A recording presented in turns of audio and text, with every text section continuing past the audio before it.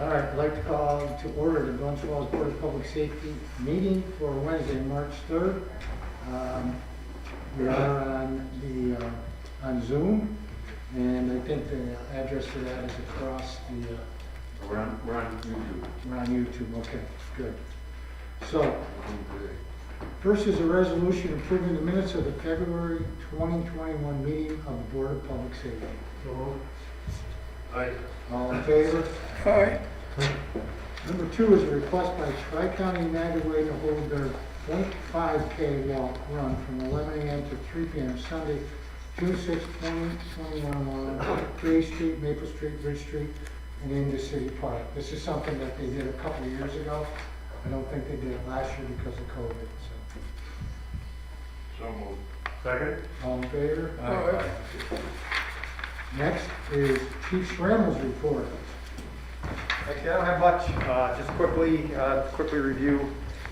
We have Ben Harrington, who's the last fireman he hired. He's actually started the academy, so he's going to Montour Falls for 14 weeks.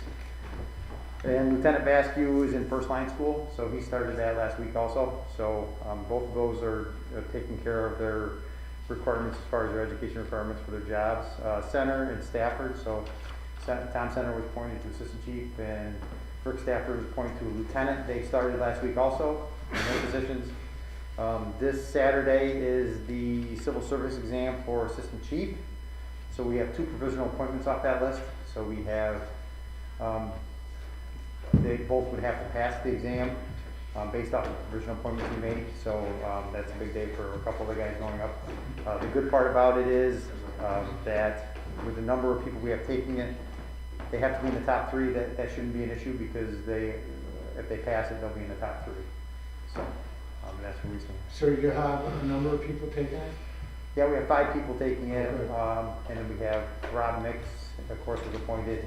Tom Center was appointed, and our fire prevention officer doesn't want to go back to the line, so there's no openings anyway. So so that in essence, any of them that pass would be able to move on.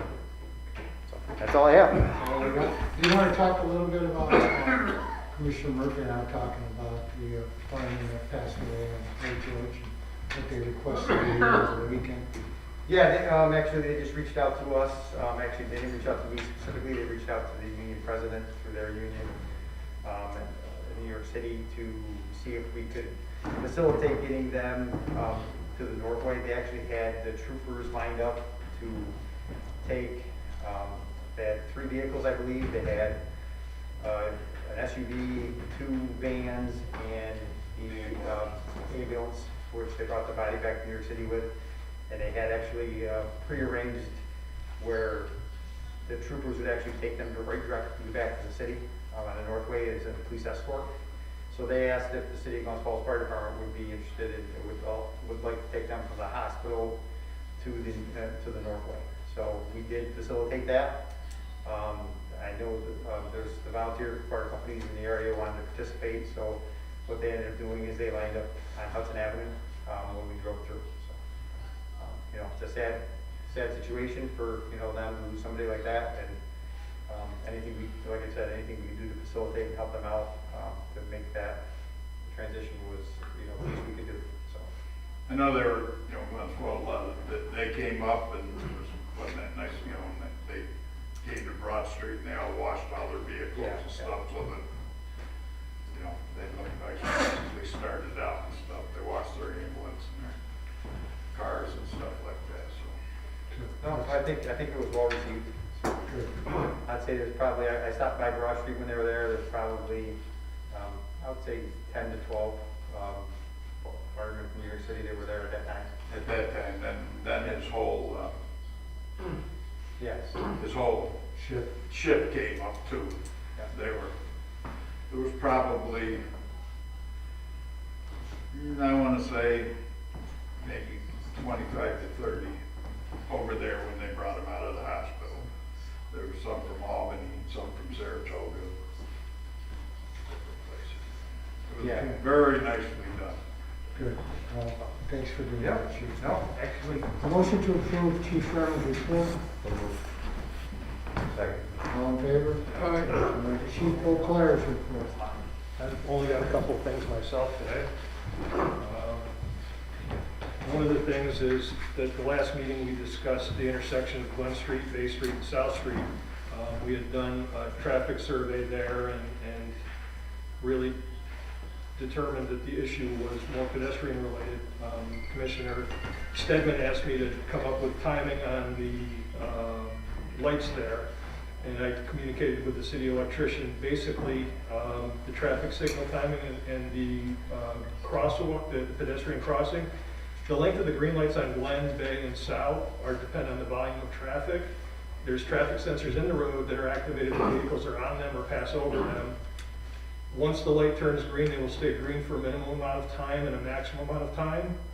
The minimum amount of time for Bay Street signal is to be green for 5 seconds, with the maximum amount of time to be green for 20 seconds. The minimum amount of time for Glen Street to be green is 20 seconds, with the maximum signal of 30 seconds. And South is the same as for Bay Street.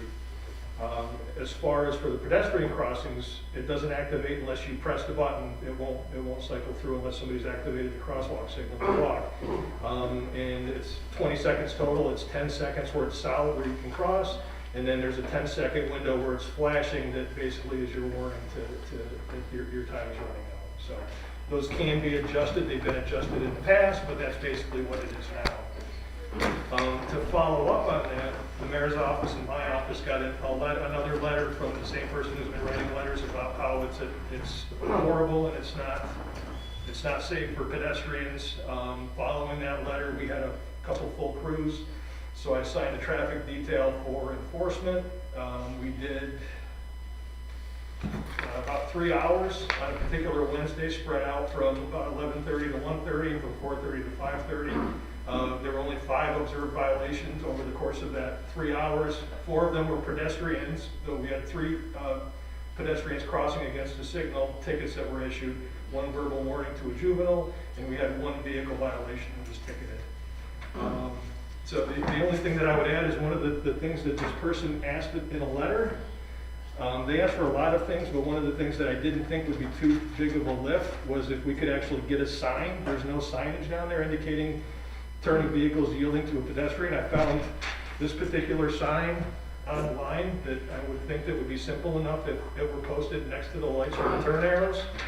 I think that might go a little ways, at least highlighting again, because our issue with we did the detail, we issued tickets to pedestrians over vehicles, and when we did our survey, it was more of a pedestrian issue.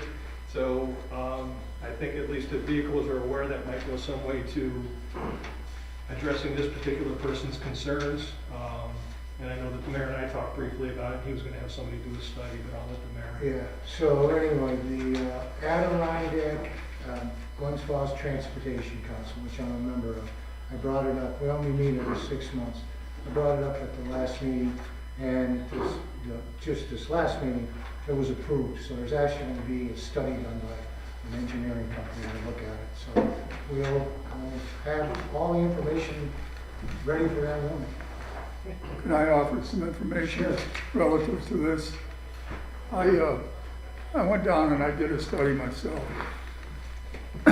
What I did today was attach some photographs. Okay, if you take a look at the photographs,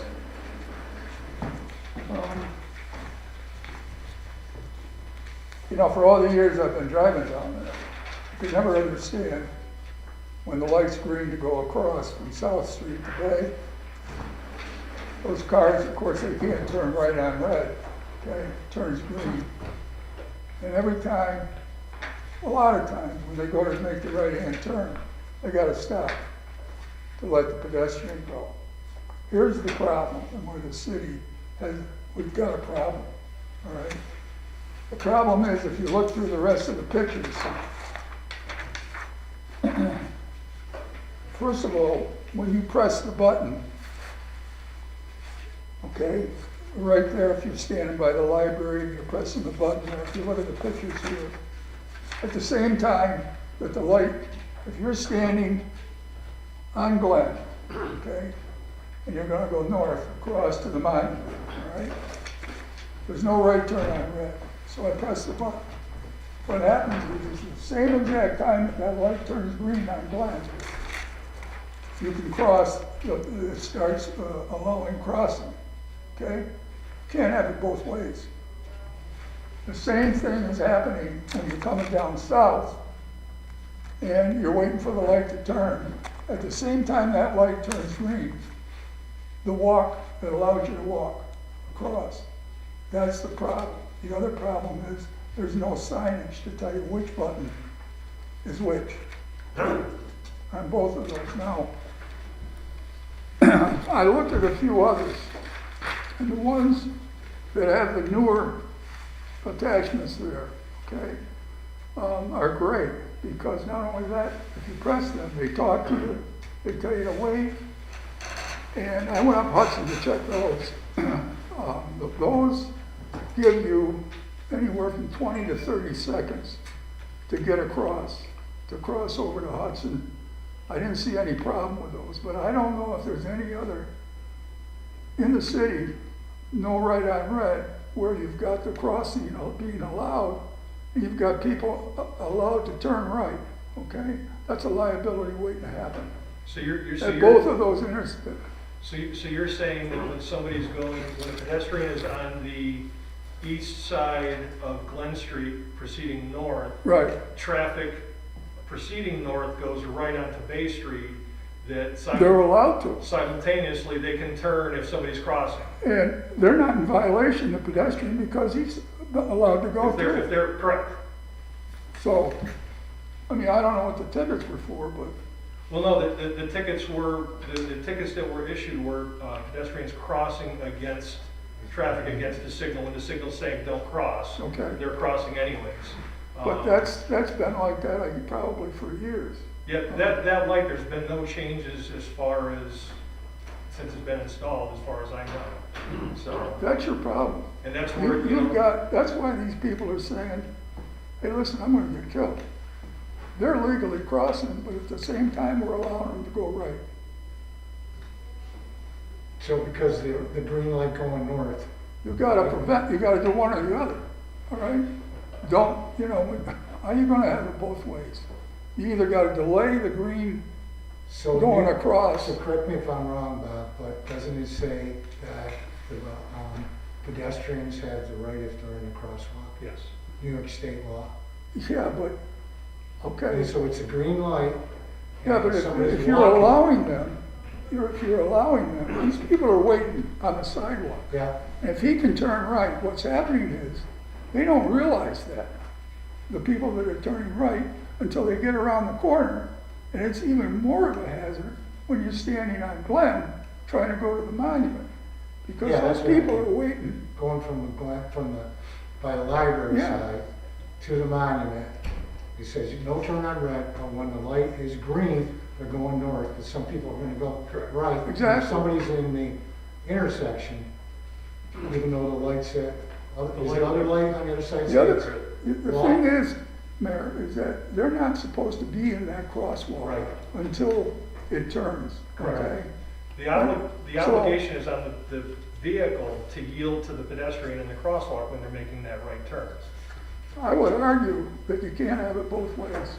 Well, I don't understand either. Are you saying, let's take South Street. Yeah, Are you saying when we're crossing from Glen to the library, yeah.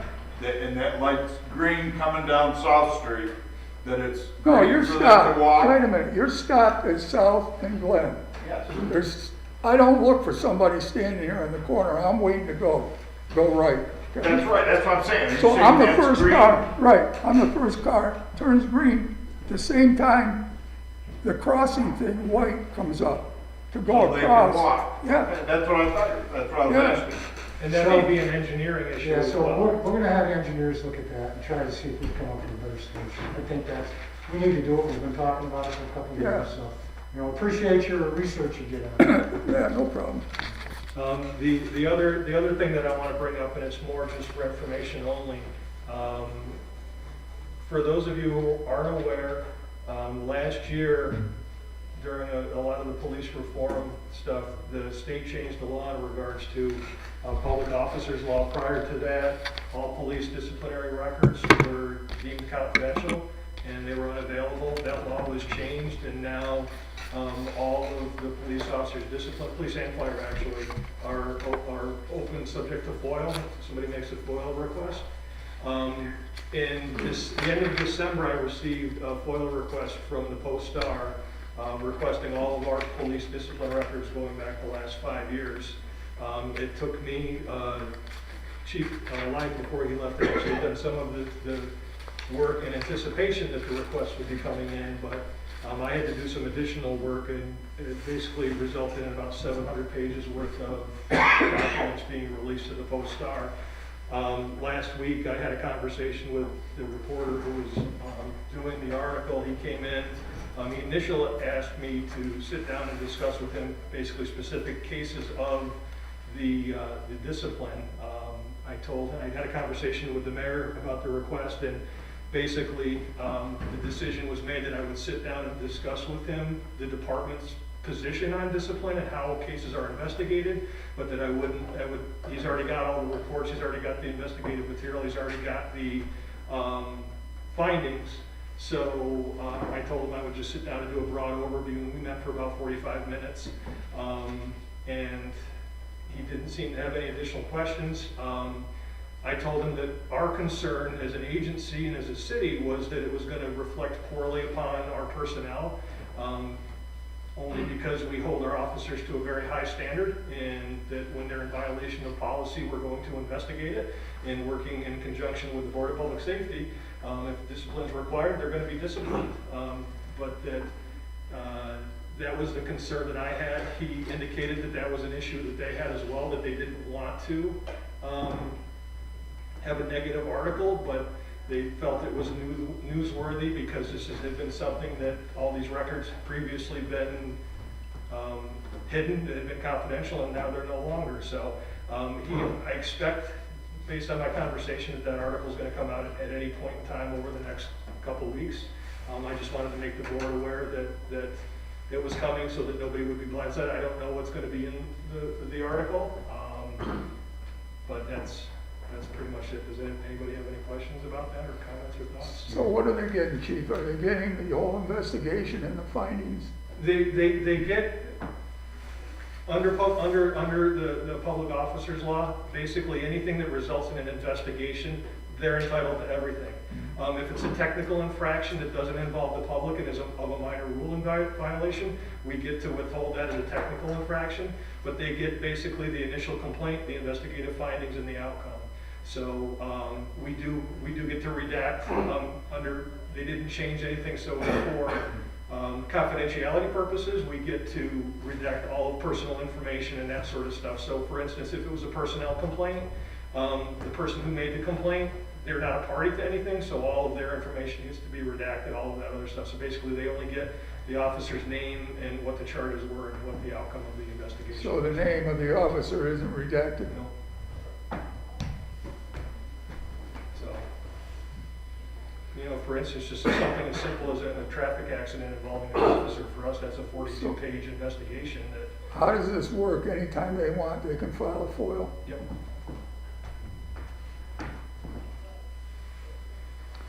I just got one more thing. I like this, what the detective's report was. Yeah, I'm glad you brought that up. After our last meeting, I spoke with them and asked them, they're going to try to track that stuff now going forward as far as the specifics. If there's anything that you can think of that you would like to see in there that's not in there, they said that they can tweak it. That based on our conversation, that was something that they were trying to accommodate what your request was. The only thing I would say is on burglaries, if you could break it down between residential and commercial, so we can get an idea if we've got any hot spots downtown or around the city. The other thing is, I like the domestics. In the domestics, I guess you're including orders of protection or. Yeah, under the domestic violence rules, that a criminal contempt, a violation of order of protection is considered a domestic under our policy. And the sexual assaults, does that include the child abuse referrals? Yep. It does. Okay. That particular number there seems a little high, but basically they had a report that they're investigating where it started off as one suspect and one victim, and then as they started their investigating, it kind of snowballed that this particular suspect had multiple victims. So that's why it seems kind of high, because each one's a separate case. But there's one case that one suspect's responsible for like 7 investigations because of multiple victims. The only other thing was opened or closed by arrest. You might want to put us, closed by arrest or closed investigation or closed unfounded. I don't want to make a whole lot of work, but I think it will help us in the long run if we take a look what's going on, No, I can especially with all the new buildings that are going up in the city. See what's happening. And then the only other thing is a letter of commendation went out to Officer Dawson last month. Basically what that's for is that, I don't know if you heard about this stuff in Hudson Falls as far as with the groper. We actually had a couple cases here. The notice went out from the detectives shortly after it happened. Basically what the way the suspect operated, and that same day that the officers were first advised of it and roll call, Officer Dawson was out, saw a male suspect following a female suspect that kind of matched the description, pulled over, did a field interview. Everything kind of lined up, but he didn't have enough to do anything with it, so he was able to get the person's information. The detectives kind of did some follow-up work with this person. They had a pretty good idea it was him. Unfortunately, they didn't have the evidence to take it to the next level. We suspect the way that things played out was that was enough to send a message to this guy that the heat's on in Glens Falls. Unfortunately, he went over to Hudson Falls and started doing it over there. When they started having their issues, the two agencies communicated, and ultimately it turned out that the guy that Officer Dawson stopped on that night, just because he was doing his job and doing it well, ended up being our suspect, and we were able to develop a suspect because of that, where previously we hadn't had one. So the detectives requested that he receive a notice for that. I thought it was worthy, so I gave him a letter of commendation for that, for his personnel file. So Good job. Excellent. that's all that I have. Okay. Motion to approve the chief's report. So moved. Second. All in favor? Aye. Old business. So I gave everybody a New York State laws on crosswalks and so on. So I'd like for you all to kind of take that home and look at it. So the next time we have someone that wants to come and talk to us about crosswalks, we can tell them, listen, we're experts on this, so we know what we're talking about. So, anyway, that's why we gave it to you. And we'll go from there. I don't have any other old business. Does anyone else? How about new business? Mayor, regarding this woman who complained about the Bay Street, Glen Street intersection, she sent me a letter too. Yeah, we all got She sent them to everybody. She has no return address, so you can't communicate with her. So she is obviously not going to stop sending until there's a change. So I would love to be able to tell her what we're doing. So maybe she's watching here, and we can tell her that we hear what she's talking about, and we got an engineer that are going to look into the situation. So nobody knows how to communicate with her. No. No, you didn't get the first, you didn't sign the letter. Watch the video. What's that? Watch the video, it's open. Yeah. Call us. We'll talk to you. All right, so if I see no other new business, we'll look for a motion to adjourn. So moved. Second? All in favor? It's too fast.